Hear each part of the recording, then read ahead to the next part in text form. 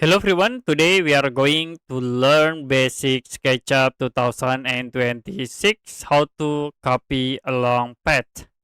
So for example, we'll create objects. You can draw circles and use pull tools to convert into 3D.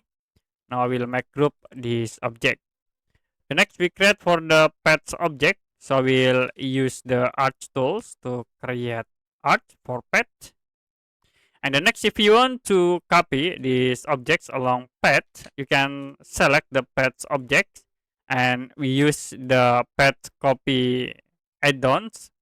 You can click, and then you can select the objects, so to be automatically path copy.